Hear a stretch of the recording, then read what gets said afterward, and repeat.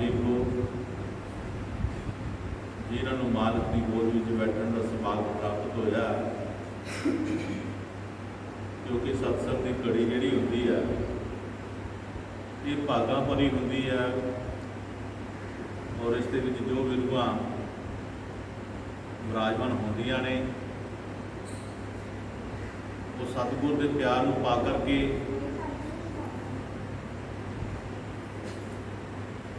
अपने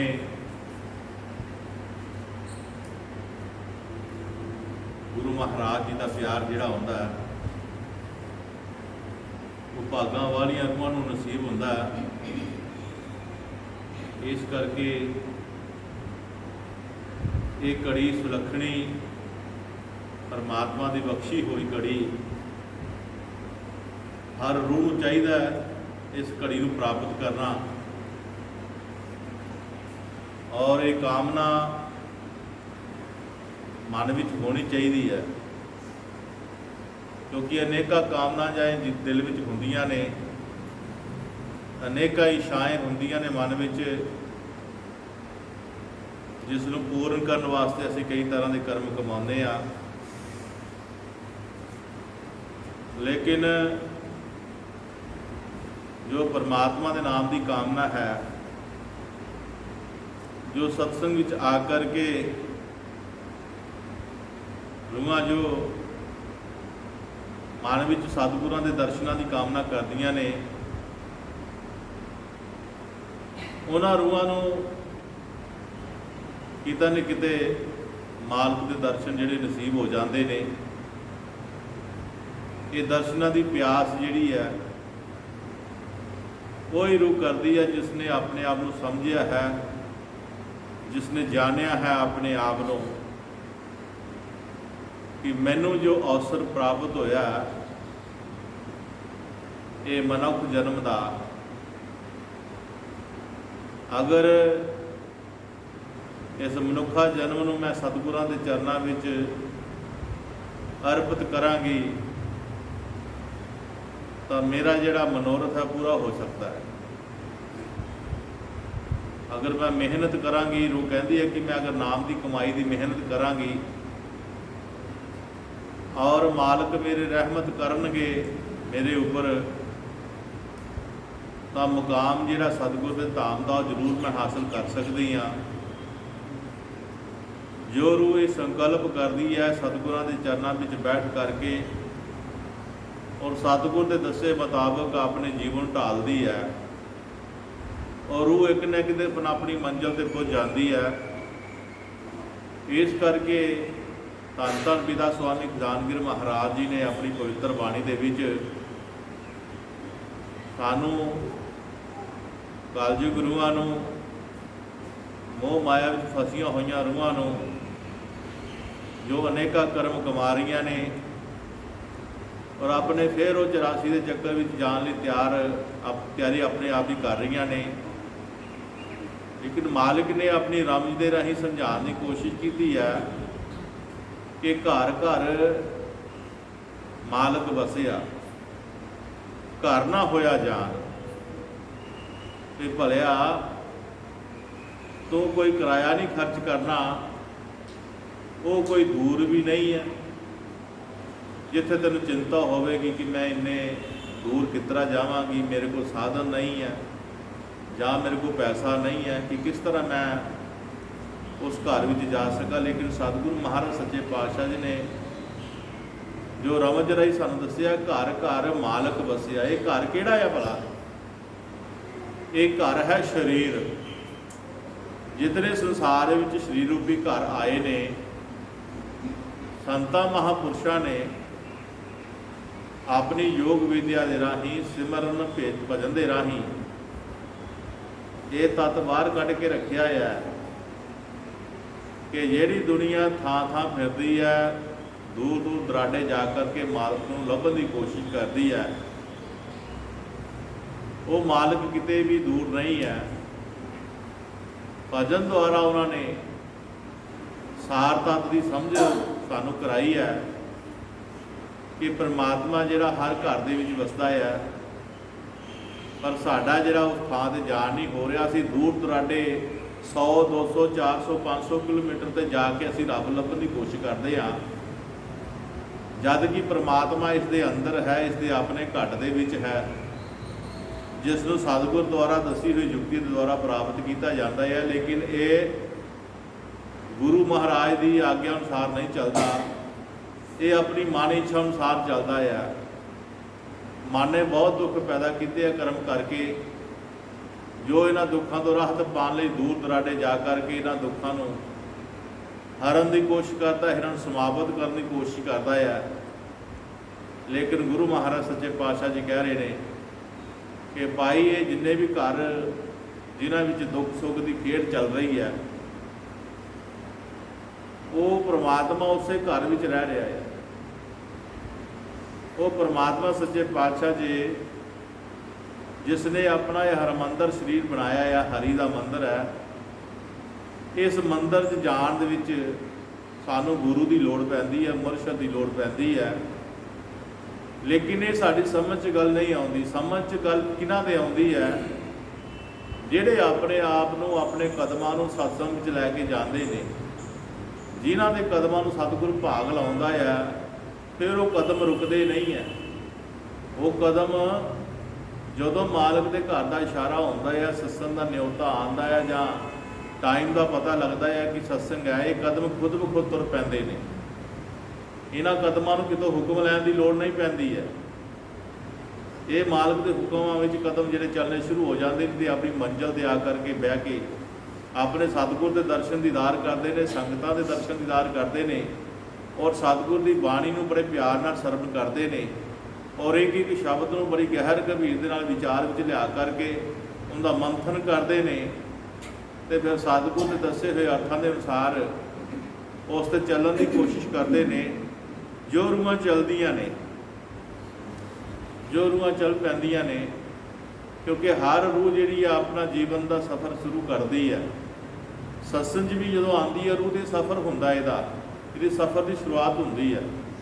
तो महाराज सच्चे पातशाह जी क्या करते सन कि जिहड़ियां रूहां सत्संग विच अपना जीवन शुरू करदियां ने, उन्हां दे भागां विच खुशियां दे रंग आ जाते हैं।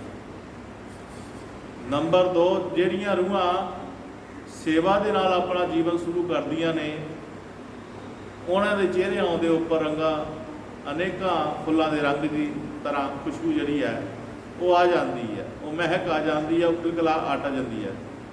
जिहड़ियां रूहां सेवा दे नाल अपने जीवन की शुरुआत करदियां ने।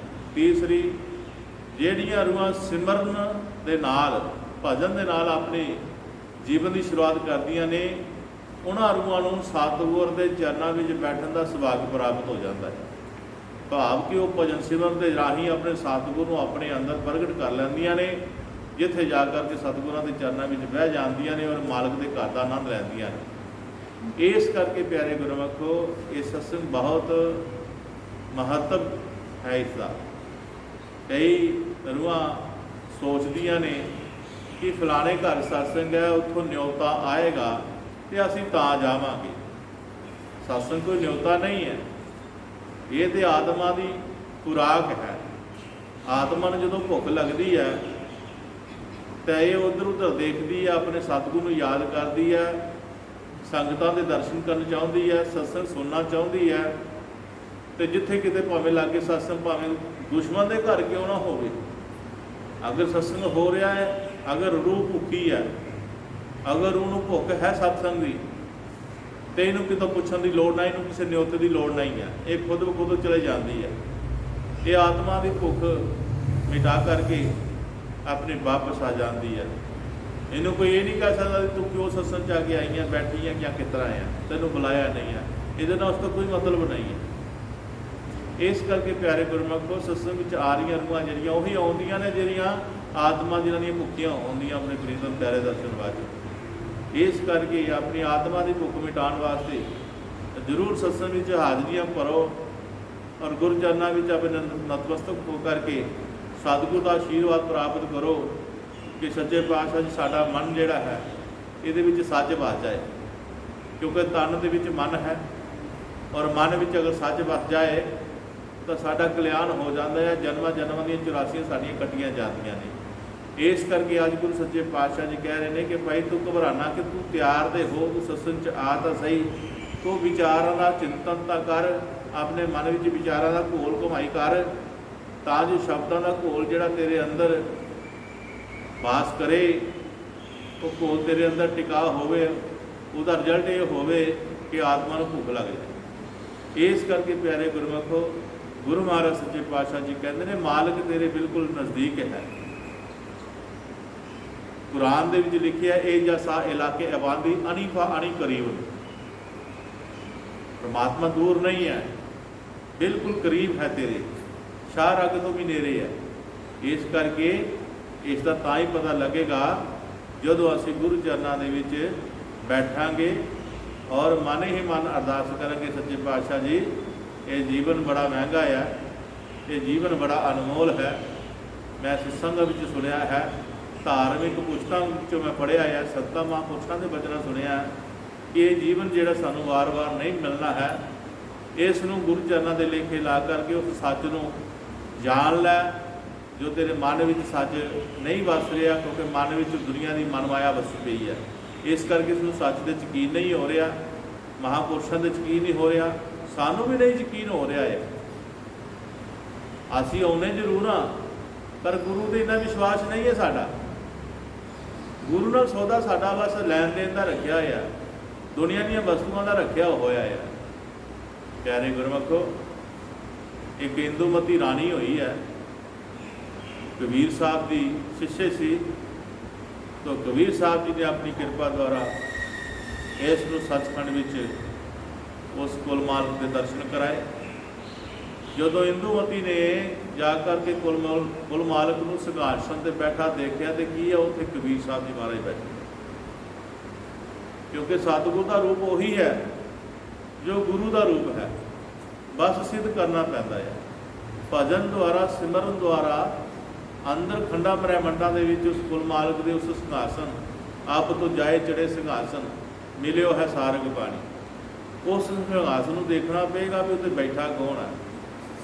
ਇਹ ਬੜੀ ਵੱਡੀ ਗੱਲ ਹੁੰਦੀ ਹੈ। ਰੂਹ ਦੀ ਅਨੇਕ ਮਿਹਨਤ ਹੁੰਦੀ ਹੈ, ਬਹੁਤ ਮਿਹਨਤ ਹੁੰਦੀ ਹੈ, ਸਤਿਗੁਰ ਦੀ ਰਹਿਮਤ ਹੁੰਦੀ ਹੈ, ਤਾਂ ਜਾ ਕਰਕੇ ਚੀਜ਼ਾਂ ਸਾਨੂੰ ਪ੍ਰਾਪਤ ਹੁੰਦੀਆਂ ਨੇ, ਦਰਸ਼ਨ ਦੀਦਾਰੇ ਹੁੰਦੇ ਨੇ। ਇਸ ਕਰਕੇ ਇੰਦੂਮਤੀ ਨੇ ਜਦੋਂ ਉਸ ਕੁਲ ਮਾਲਕ ਨੂੰ ਬੈਠੇ ਸਿੰਘਾਸਨ 'ਤੇ ਦੇਖਿਆ, ਪਰਮਾਤਮਾ ਦੀ ਗੱਦੀ 'ਤੇ ਬੈਠੇ ਅੰਦਰ ਸੱਚਖੰਡ ਵਿੱਚ, ਤਾਂ ਦੇਖਿਆ ਕਿ ਇਹ ਕਬੀਰ ਸਾਹਿਬ ਜੀ ਮਹਾਰਾਜ ਗੁਰੂ ਮਹਾਰਾਜ ਜੀ ਹਨ। ਤਾਂ ਇੰਦੂਮਤੀ ਨੇ ਆਖਿਆ, ਮਹਾਰਾਜ ਸੱਚੇ ਪਾਤਸ਼ਾਹ ਜੀ ਤੁਸੀਂ ਕੁਲ ਮਾਲਕ ਹੋ, ਸੱਚਖੰਡ ਦੇ ਵਾਸੀ ਹੋ, ਤਾਂ ਇੰਨੀ ਮਿਹਨਤ ਕਰਨ ਦੀ ਕੀ ਲੋੜ ਪੈਣੀ ਸੀ? ਤੁਸੀਂ ਸਾਨੂੰ ਕੋਲ ਉੱਥੇ ਦੁਨੀਆ 'ਚ ਦੱਸ ਸਕਦੇ ਕਿ ਮੈਂ ਕੁਲ ਮਾਲਕ ਹਾਂ। ਇੰਨੀ ਮਿਹਨਤ ਕਰਨ ਦੀ ਕੀ ਲੋੜ ਪੈਣੀ? ਜੇ ਤੁਸੀਂ ਉੱਥੇ ਦੱਸ ਦਿੰਦੇ। ਤਾਂ ਕਬੀਰ ਸਾਹਿਬ ਜੀ ਮਹਾਰਾਜ ਨੇ ਕਿਹਾ ਵੀ ਬੇਟਾ ਇੰਦੂਮਤੀ, ਜੇ ਮੈਂ ਤੈਨੂੰ ਉੱਥੇ ਦੱਸਦਾ ਤਾਂ ਤੈਨੂੰ ਮੇਰੇ 'ਤੇ ਯਕੀਨ ਨਹੀਂ ਸੀ ਆਉਣਾ, ਕਿਉਂਕਿ ਤੂੰ ਕਹਿੰਦਾ ਹੀ ਇਨਸਾਨ ਹੀ ਹੈ, ਮਨੁੱਖ ਚੋਲਾ ਹੈ। ਇਹ ਜਿਤਨੇ ਮਹਾਂਪੁਰਸ਼ ਸੰਸਾਰ ਵਿੱਚ ਆਉਂਦੇ ਨੇ, ਇਹ ਕੁਲ ਮਾਲਕ ਦੇ ਪਿਆਰੇ ਹੁੰਦੇ ਨੇ, ਤੇ ਮਾਲਕ ਦੇ ਹੁਕਮ ਅਨੁਸਾਰ ਦੁਨੀਆ ਵਿੱਚ ਆਉਂਦੇ ਨੇ ਤੇ ਦਿੱਤਾ ਹੋਇਆ ਉਪਦੇਸ਼ ਦੁਨੀਆ ਨੂੰ ਵੰਡਦੇ ਨੇ, ਔਰ ਨਾਮ ਦੀ ਕਮਾਈ ਲਈ ਪ੍ਰੇਰਿਤ ਕਰਦੇ ਨੇ ਹਰ ਦੁਨੀਆ ਨੂੰ। ਕਿਉਂਕਿ ਨਾਮ ਦੀ ਕਮਾਈ ਹਰ ਜੀਵ ਵਾਸਤੇ ਕਰਨੀ ਬਹੁਤ ਜ਼ਰੂਰੀ ਹੈ। ਪਤਾ ਨਹੀਂ ਕਿੰਨੀਆਂ 84 ਹੋਈਆਂ ਨੂੰ ਭਟਕਦੇ ਇਨਸਾਨੀ ਜਾਮੇ ਵਾਸਤੇ। ਅੱਜ ਸਤਿਗੁਰਾਂ ਨੇ ਕਿਰਪਾ ਕੀਤੀ ਹੈ, ਇਸ ਨੂੰ ਇਨਸਾਨੀ ਜਾਮਾ ਬਖਸ਼ਿਆ। ਹੋਰ ਖੁਸ਼ੀ ਦੀ ਗੱਲ ਇਹ ਹੁੰਦੀ ਹੈ, ਮੁਬਾਰਕ ਦੀ ਗੱਲ ਇਹ, ਭਾਗਾ ਭਰੀ ਗੱਲ ਇਹ ਹੁੰਦੀ ਹੈ ਕਿ ਜਿਨ੍ਹਾਂ ਨੂੰ ਸਤਿਗੁਰ ਮਿਲ ਜਾਂਦਾ ਹੈ, ਨਾਮ ਦੀ ਬਖਸ਼ਿਸ਼ ਹੋ ਜਾਂਦੀ ਹੈ। ਨਾਮ ਦੀ ਬਖਸ਼ਿਸ਼ ਹੋ ਕਰਕੇ ਜਦੋਂ ਨਾਮ ਦੀ ਕਮਾਈ ਕਰਦਾ, ਫਿਰ ਇਹਨੂੰ ਪਤਾ ਲੱਗਦਾ ਗੁਰੂ ਕੀ ਹੈ ਤੇ ਸਤਿਗੁਰ ਕੀ ਹੈ। ਇਸ ਕਰਕੇ ਪਿਆਰੇ ਗੁਰਮੁਖੋ, ਹਰ ਸੰਤ ਮਹਾਂਪੁਰਸ਼ ਜਿਤਨੇ ਵੀ ਸੰਸਾਰ ਵਿੱਚ ਆਏ ਨੇ, ਜਦੋਂ ਵੀ ਸਤਸੰਗ ਦੇ ਰਾਹੀਂ ਸਾਨੂੰ ਉਪਦੇਸ਼ ਕਰਦੇ ਨੇ ਤੇ ਇਹ ਗੱਲ ਜ਼ੋਰ ਦੇ ਕੇ ਸਮਝਾਉਂਦੇ ਨੇ ਕਿ ਨਾਮ ਦੀ ਕਮਾਈ ਜ਼ਰੂਰ ਕਰਿਓ ਭਾਈ। ਜੇ ਨਾਮ ਲਿਆ ਹੈ ਤੇ ਨਾਮ ਦੀ ਕਮਾਈ ਜ਼ਰੂਰ ਕਰਿਓ, ਕਿਉਂਕਿ ਨਾਮ ਦੀ ਕਮਾਈ ਦੁਆਰਾ ਹੀ ਪਤਾ ਲੱਗਦਾ ਹੈ ਆਪਣੇ ਆਪ ਦਾ, ਦੁਨੀਆਦਾਰੀ ਦਾ ਪਤਾ ਲੱਗਦਾ, ਉਸ ਪਰਮਾਤਮਾ ਦਾ ਪਤਾ ਲੱਗਦਾ ਹੈ ਜਿਸ ਦਾ ਰਚਿਆ ਖੰਡ ਬ੍ਰਹਿਮੰਡ ਸਾਰਾ, ਜਿਸ ਵਿੱਚ ਅਸੀਂ ਵਾਸ ਕਰ ਰਹੇ ਹਾਂ। ਇਸ ਕਰਕੇ ਪਿਆਰੇ ਗੁਰਮੁਖੋ, ਕੋਈ ਬਿਰਲੀ ਰੂਹ ਹੁੰਦੀ ਹੈ ਜੋ ਸਤਿਗੁਰ ਦੇ ਹੁਕਮ ਅਨੁਸਾਰ ਚੱਲਦੀ ਹੈ, ਜੋ ਸਤਿਗੁਰ ਨੂੰ ਪਰਮਾਤਮਾ ਮੰਨ ਕੇ ਚੱਲਦੀ ਹੈ।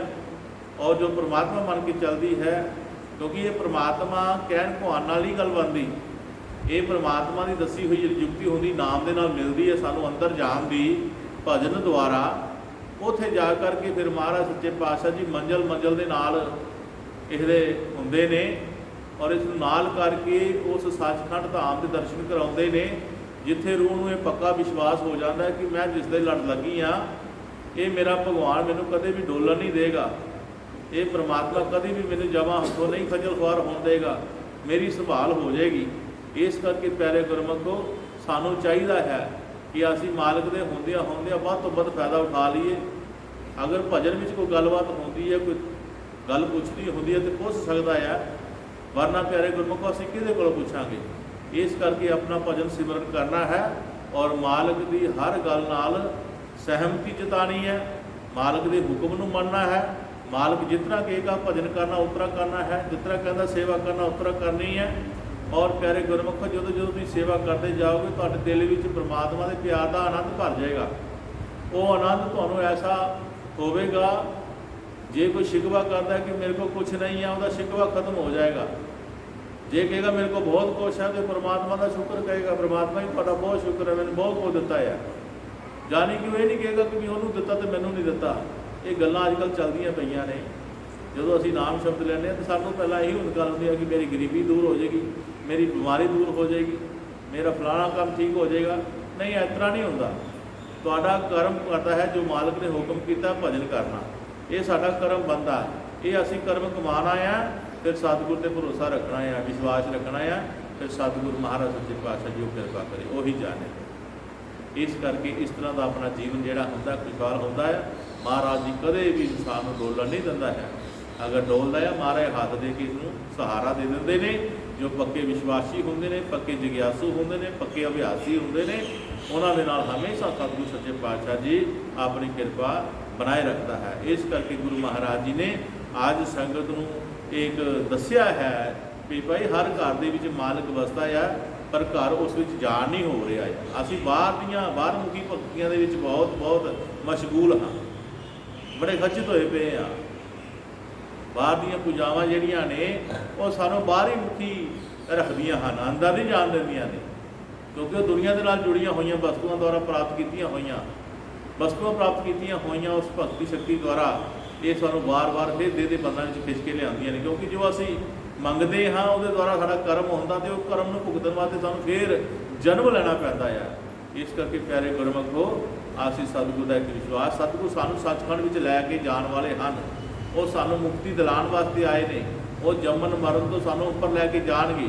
ਉਹ ਸਾਡੀਆਂ 84 ਕੱਟਣਗੇ, ਸਾਨੂੰ ਜਨਮ ਮਰਨ ਦੀ ਫਾਂਸੀ ਸਾਡੀ ਕੱਟਣਗੇ।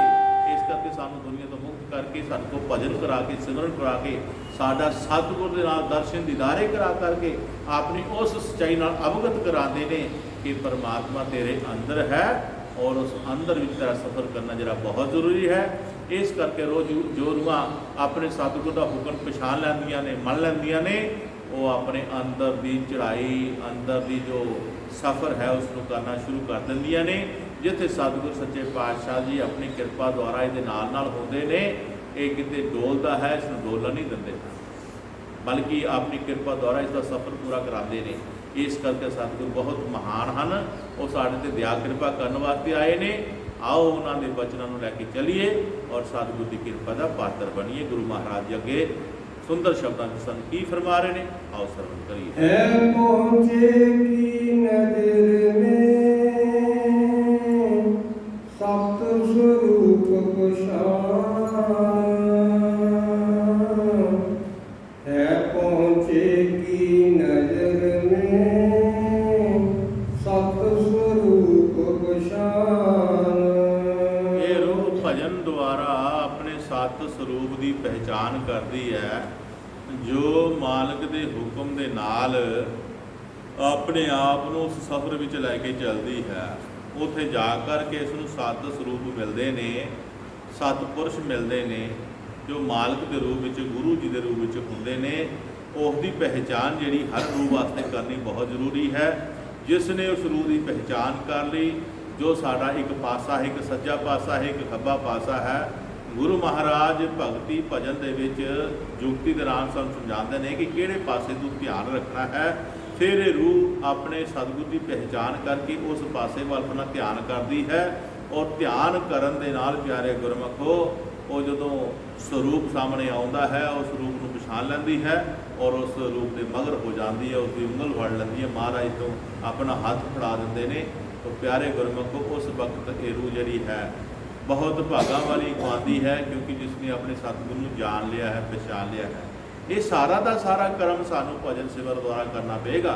या ये कर्म कमावांगे तो सानू ये सारी चीज़ां प्राप्त होणगियां, तो साडी सुरत अपने शब्द की पछाण करेगी। तां करके प्यारे गुरमुखो असीं अपने घर में साड़ा जान होएगा, जिथे साडा घर विच परमात्मा वस रहा, तो असीं उसके दर्शन कर सकते हाँ, जिसनूं महाराज सच्चे पातशाह जी कह रहे हैं कि घर नहीं तुहाडा जान हो रहा, तुहाडा दुनिया के नाल वाह ब्याह होया है, दुनिया के नाल लिपटो। तुसीं इस दुनिया के खैड़े नूं थोड़ा जिहा अपने कोलों हट के देखो, उस परमात्मा की किरपा नूं देखो जो तेरे उत्ते परमात्मा की किरपा होई हुई है। वरना जे नहीं तेनों पता लगता तो 84 वाल झांती मार के देख, 84 में कितनियां जूना जड़ियाँ व्याकुल जो हो रही ने, दुखा झेल रही ने, ਅਸੀਂ कितना इंतजाम किए हुए ने अपने गर्मी तो बचन वास्ते, सर्दी तो बचन वास्ते, हनेरी धुप छां तो बचन वास्ते। लेकिन ये जो 84 जीव ने की किया है, ये सारा अपना गर्मी का, दुख का, सुख का सारा ऊपर झेलने का कोई इंतजाम नहीं है। इस करके प्यारे गुरमुख इंसान ने बेशक बेशक बहुत सारे कर लेने। इस करके महाराज जी कहते जो 84 दुख डरावने हैं, 84 दुखों की जेल है, इस तो अगर बचना चाहना है तो सतगुरु का साथ पढ़, सतगुरु के चरणों में नतमस्तक हो, तो जो सतगुरु तेरे ते रहमत करे, तेनों अपनी पनाह विच लै ले और तेन दुखों सुखों तो ऊपर उठा करके उस परमात्मा का घर जो सतगुरु का अपना घर है, गुरु महाराज का अपना घर है, तेरा अपना घर है, जिथे तू जा करके आराम की जिंदगी जी सके। बेगमपुरा शहर को नाओ, दुख दो नहीं ते ठाओ। वो तेरा अपना घर है, जिथे कोई गम नहीं है, कोई दवा नहीं है, कोई जोर जबती नहीं है, कोई तेनों दबके मारने वाला नहीं, बल्कि तू एक जात हाँ। तू अपने परमेश्वर के चरणों का ध्यान करके बैठेगा, तेनों कोई उसे रोकन टोकन वाला नहीं।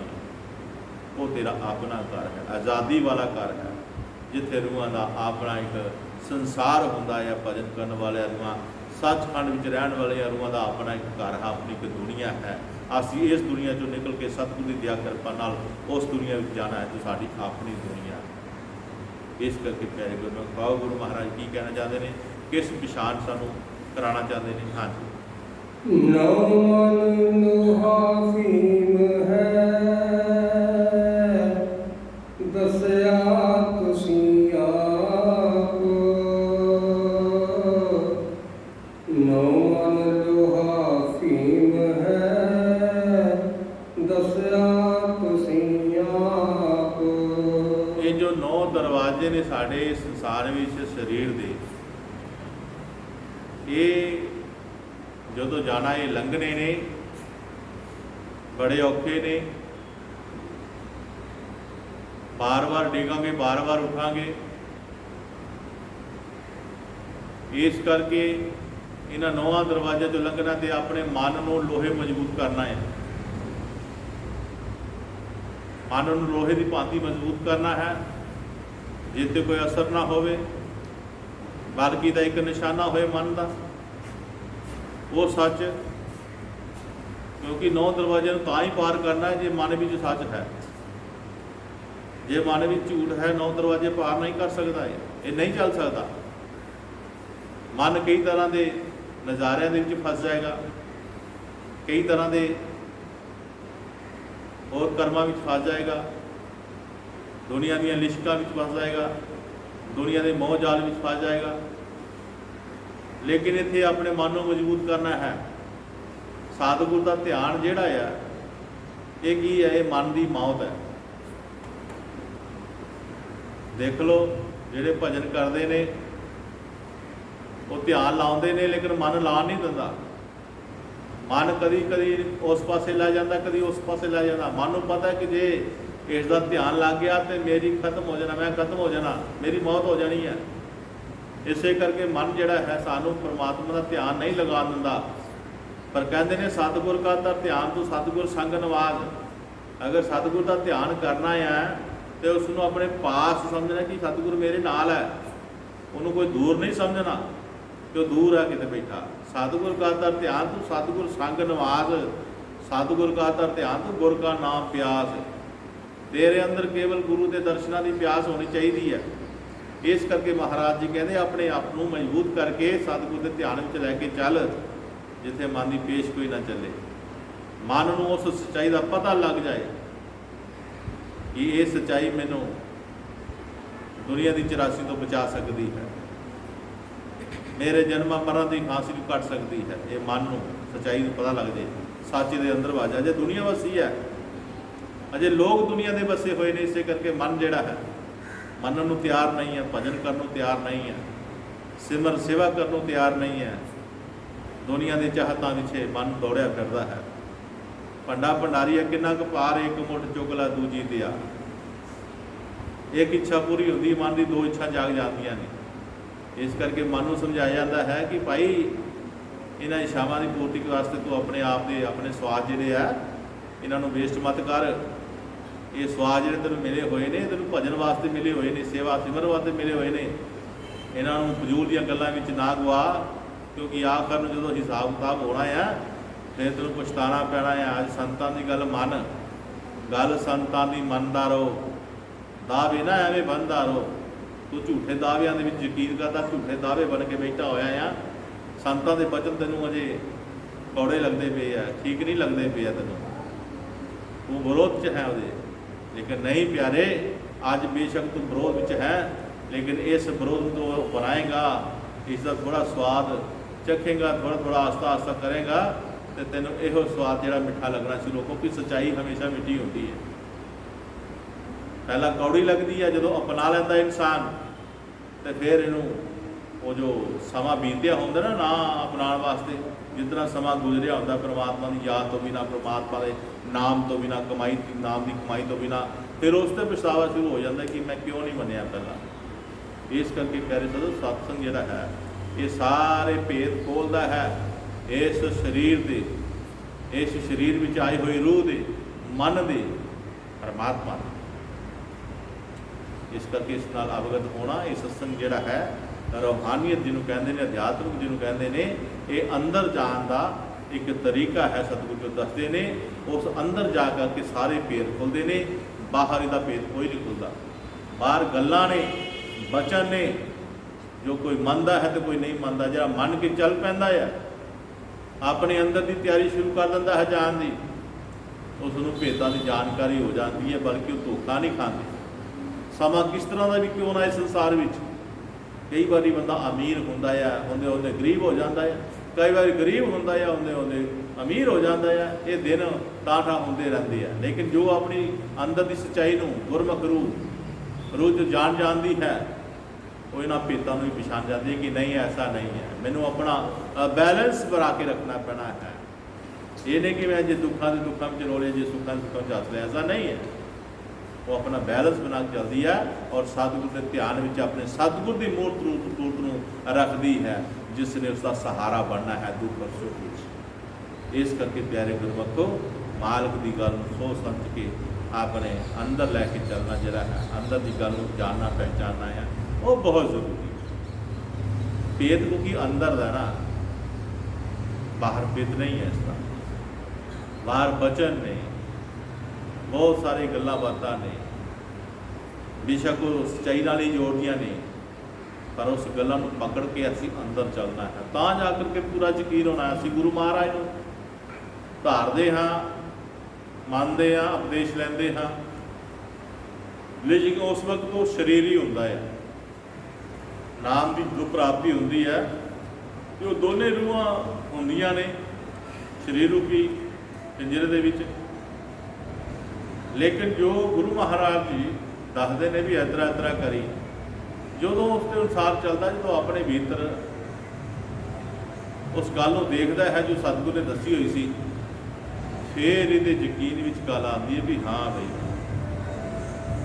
ਉਹ ਸਿੰਧੂਮਤੀ ਦੀ ਤਰ੍ਹਾਂ ਕਬੀਰ ਸਾਹਿਬ ਦੇ ਕਹਿਣ ਅਨੁਸਾਰ ਕਿ ਜਿਸ ਨੂੰ ਮੈਂ ਉੱਥੇ ਦੱਸਦਾ ਕਿ ਮੈਂ ਕੁਲ ਮਾਲਕਾਂ ਤੇ ਤੁਸੀਂ ਕੀ ਨਹੀਂ ਸੀ ਕਰਨਾ। ਇਸ ਕਰਕੇ ਬੰਦੇ ਨੂੰ ਆਪ ਜਾ ਕਰਕੇ ਅੰਦਰ ਦਾ ਭੇਦ ਲੈ ਕਰਕੇ ਤੇ ਫਿਰ ਇਸ ਭੇਦ ਨੂੰ ਖੋਲ੍ਹਣਾ ਪੈਂਦਾ ਹੈ, ਜਿੱਥੇ ਜਾ ਕਰਕੇ ਫਿਰ ਰੂਹ ਜਿਹੜੀ ਹੈ ਆਪਣਾ ਇੱਕ ਰਸਤਾ ਅਪਣਾ ਲੈਂਦੀ ਹੈ, ਇੱਕ ਰਸਤੇ ਤੁਰ ਪੈਂਦੀ ਹੈ। ਕਈ ਤਰ੍ਹਾਂ ਦੀਆਂ ਡਿਫੀਕਲਟੀਆਂ ਆਉਂਦੀਆਂ, ਦੁੱਖ ਮੁਸੀਬਤਾਂ ਆਉਂਦੀਆਂ ਨੇ, ਪਰ ਉਹਨੂੰ ਪਤਾ ਹੁੰਦਾ ਹੈ ਜਿਤਨੇ ਮਰਜ਼ੀ ਦੁੱਖ ਆਉਣ, ਜਿਤਨੀ ਮਰਜ਼ੀ ਮੁਸ਼ਕਲਾਂ ਆਉਣ, क्योंकि मेरे सतगुर मेरे नाल है, मेरे सतगुर मेरे नाल है। बस सरू की परख करते हैं, पक्याई देखते हैं, यकीन देखते हैं, भरोसा वेखते हैं, प्यार वेखते हैं कि इस रूह का प्यार कितना है। इस करके प्यारिओ दुख सुख विच परमात्मा ने याद करना, परमात्मा की गल पकड़ के रखना, क्योंकि जिस नाम नाल तुहानू सतगुर ने जोड़िया होया है वो नाम कोई औखा नहीं है। वो नाम कोई बाहर उच्ची उच्ची बोल के भी नहीं होंदा, बस अपने मन दे विच अपने श्वासां दे नाल उसनूं रिपीट करना है, उसका जाप करना है और ध्यान सतगुर का करना है। इस करके गुरु साहिब सच्चे पातशाह जी अपनी पवित्र बाणी के वचन सचेत करते हैं कि जो बाणी फरमा रही है, क्योंकि बाणी उसे घर चो आ रही है जिस घर के तुसीं मालक हो। ये बाणी एक रस्ता है, ये रस्ते की पहचान करा रही तुहानूं। जिस तरह कोई सियाणा बंदा दरिया लंघदा है, दरिया लंघदा है, जिथों जिथों लंघदा है वो वड्डे वड्डे पत्थर अपने कदम जिन्हां ते रख जांदा है, जां वो बुत्तियां बना दिंदा है कि इधर पानी घट है, ਜਿਹੜੇ लोग पिछे आएंगे बुत्तियां दे दे के आ जाएंगे, पार लंघ जाएंगे। ये बाणी की है, ये बाणी भी मार्ग दे उस सचखंड का राह दसदी है। इस करके प्यारे गुरमुखो सतगुर की बाणी नूं, सत्संग में आए हुए शब्दों नूं बड़े प्यार नाल सरवण करना, कोई हंसी मजाक का खेल नहीं है। इस करके इसनूं बड़े तरीके दे नाल एक भगवान सतगुर की आवाज़ नूं समझ के कि बिल्कुल दी बिल्कुल जो बाणी है ये परमात्मा की आवाज़ है और परमात्मा सानू समझा रहा है अपने घर आने वास्ते कि मेरे बच्चिओ इस तरीके नाल भजन करियो, सेवा सिमर विच अपना मन जोड़ियो और इधर इधर होके आ जाओ। जो रूहां अपने सतगुर बाप का कहना मान के उस रस्ते चल जांदियां ने, वो अपने बाप के घर अपने धाम पहुँच जांदियां ने जिथे सदा आनंद है। इस करके गुरु महाराज जी अगे फरमा रहे हैं। हाँ जी, बुरा नशा है फीम का दसया तुसीं आप, बुरा नशा है फीम का दसया संता थाप। प्यारे गुरमुखो कई संत महात्मा अपने अंदर जाण वास्ते नशे का सहारा लेंदे ने। कोई भंग पींदा है, कोई फीम खांदा है। देखिया कई जगह ते जा करके जिस तरह बहुते जियां तीर्थ है जाने आपां, कुंभ के मेले ते जाने जां मणीमेश जाने जां होर कई तीर्थ कुंभ के मेले लगते जिथे बड़े बड़े संत महात्मा आते हैं। देखिए कई फीम खाते हैं, कई भंग शरदाई के रूप में पींदे ने, फिर वो सुरतियां लाउंदे ने। तो गुरु महाराज जी कहते हैं कि ये जो नशे हैं ये मन के जोड़े नशे लगे हुए ने ये बुरे है, ये बुरे है। इत्थे तुसीं अपनी ताकत सतगुर का इसका मतलब भी तुहानूं गुरु के भरोसा नहीं है, गुरु के चरण कमलों नाल प्यार नहीं है, गुरु के दर सुरती लाने की तुहाडे ताकत नहीं है। तुसीं नशे की वरतों लै करके नशे का आसरा लै करके कहीं लाने की कोशिश करते हो। ये तो उतों तक ही है ना, जब तक नशा होएगा तब तक बैठे रहोगे नशे में। कूड़ नशे संसार दे उतर जाए प्रभात, नाम खमारी नानका चढ़ी रहे दिन रात। नाम की कमाई जी होती है महाराज कहते वो तो दिन रात चढ़ी रहती है, वो तो उतरती नहीं, एक बार चढ़ जाए। इस करके उस नाम की कमारी का नशे का आसरा लेना चाहिए है। सतगुर के प्यार का नशा जो होता है वो बड़ा कीमती होता है, वो तुहानूं कभी डोलन नहीं दिंदा, तुहानूं नुकसान नहीं होण दिंदा। इस करके उस नशे तो रहत करके अपने आप को मालिक के प्यार के नशे में रखना चाहिए है। इस करके गुरु महाराज कहते संत महात्मा जो पूर्ण रूप में होंगे ने इन्हों का विरोध करते नशियां का, नशियां का विरोध होता है। सतगुर खजानगिर सच्चे पातशाह जी जिसकी पवित्र छाया में असीं बैठे हाँ, उन्होंने भी अपने शब्दों में आख्या है। उन्होंने जदों किसी नशेड़ी नूं, किसी शराब पीने वाले नूं तकिया, मेरे बैठिया की गल है, निक्कियां निक्कियां कड़ियां लगियां हुई सन, तो एक शराबी जिहड़ा है वो आकर के दुकान के अगे खड़ गया तो पूरा भिजया होया है, तो हाथ अगे अड़दा है। महाराज जी ने पता नहीं 23,000 रुपया वो मैनू दिता भी इनू दे दिओ, मैं आपकी ढेली पर रुपया ही मैं तली ते रखिया, जुले ऐन करके देखा उन ढेली रुपया पता नहीं कि चुक के आ मारिया, सुट दिता उन्होंने, तो थले पिलसन ही तो झटका जहा खाधा तो थले डिग पिया। शराब पीती हुई है, नशा पूरा चढ़िया हुआ है। महाराज ने जो गौर करके तकिया तो महाराज का चेहरा उदासी जी वाला हो गया।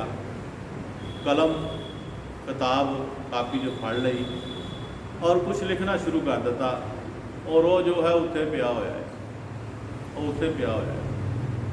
तो प्यारे गुरमुखो महाराज जी अपने हो गए, तो मैं भी बैठा तक रहा इस वाल, उन्होंने थोड़ी जी होश आई तो उठ के चला गया। उधरों महाराज की कापी भी जो लिखना ही वो थोड़ी समाप्त हो गई, तो लिखिया जो तो महाराज ने तुरंत मैनू दे हड़िया भी लै पढ़ जदीश की लिखा है, क्योंकि जो गुरु महाराज की बाणी उतरती है गुरु महाराज खुद नहीं होश होती, उन्होंने पता नहीं कि महाराज लिखाता ना। तो जो मैं पढ़िया सतगुरु की दिती हुई बाणी जो पढ़िया मैं, तो प्यारे गुरमुखो महाराज के अनमोल वचन सन, बड़े कीमती वचन सन। उस लिखिया से कि नशे बाह लिया, नशे के नाल मिल के जो रज के बड़ा प्यार किया, नशा मौत नूं मारदा आप वाजा छेती आ मैं बंदा तैयार किया, नहीं बचे संसार के भाग मारे उतों हीरा जन्म खुआर किया, बच गए ने भले खजान दासा जिन्हें नाम के नाल प्यार। इतने कीमती वचन अगर पढ़ ले जान, अमल कर ले जान, तो जिंदगी संवर जाती है, जिंदगी हीरा बन जाती है। इस करके प्यारे गुरमुखो संतां दे वचन हमेशा कीमती होंदे ने।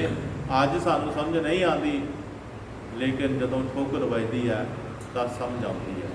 इस करके प्यारे गुरमुखो सानू भी चाहिए है कि सतगुर के वचनों दी ठोकरां नूं सानू जो सानू सीधा कर देंगे, साडा मार्ग सीधा कर देंदियां ने, ये साडे लई अच्छे होंदे ने, वचन अच्छे होंदे ने। इन्हां दा कदी विरोध नहीं करना चाहिए, बल्कि इन्हां दा प्रचार करना चाहिए है कि सतगुर ने की किया सानू। इस करके गुरु महाराज सानू की फरमा रहे ने, बड़े प्यार नाल सरल करना चाहिए। नौ मन लोहा छड़ देओ, बेचो नौ द्वार, दसवें पेटा शीस दी, होना नहीं उदार। महाराज जी कहते नशियां की लत जी लगी हुई है तुहानू धीम की जां किसी होर दी, इन्हां नूं छड्ड दिओ, बल्कि वो 9 द्वारा का ध्यान करो जिस जो लंघना तुसी पार होना है, जिस जो लंघ करके तुसी अपने देश में जाना है।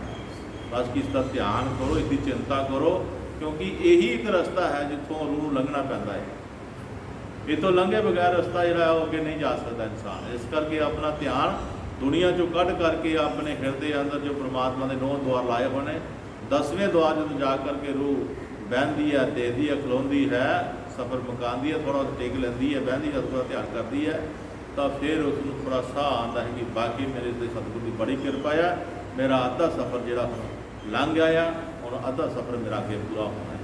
उस सफ़र लिए तैयार रहना जरा हर रूह लिए बहुत जरूरी है। हाँ जी। 9 सुतुले द्वार में है संसार वार, बड़ पागी 10 में जामदा को नर नार। हर रूह जानती है जो सत्संग में जानती है, जिन्हों का धार्मिक ख्याल है, वो किताबों में भी उन्होंने ज्ञान प्राप्त होता है कि जो 9 द्वारों च रूह फिरती रहती है वो बाहर मुखी है, जो 10वें ते पहुँच जाती है वो भटभागी खवा जाती है, क्योंकि उन्होंने इस मौका मिल जाता, उस परमात्मा के घर का वीजा मिल जाता है, उन्होंने आ भी सकती है तो जा भी सकती है, उन्होंने कोई रोक टोक नहीं सकता। इस करके इस 9 द्वारों पार करना हर जीव लिए बहुत जरूरी है। इस करके जो 9 द्वारे पार नहीं करते हैं वो बाहर मुखी रहते हैं, वो अपने घर नहीं जा सकते, वो फिर 84 ਨੂੰ घेरा पा लेगी, जिस करके उन्होंने थां जूना अलग अलग जूना फिर उसको भुगतना पेगा। इस करके महाराज जी कहते इन्होंने जूना तो खलासी करानी है, तो एक सतगुर के नाल प्यार और विश्वास रखो, जो अपनी कृपा द्वारा तुहानूं ये 9 द्वारे पार करा करके 10वीं चला जाएगा, और जिसे नाल होकर के तेनों सारे उस सचखंड की सैर कराएगा गुरु महाराज जी का। तो इस करके इस गल पर अपना यकीन बनाना है और इस रस्ते उलंघ करके असीं अपने देश जाना है। इन्ना कुछ कहते होया बोल गुरु महाराज की।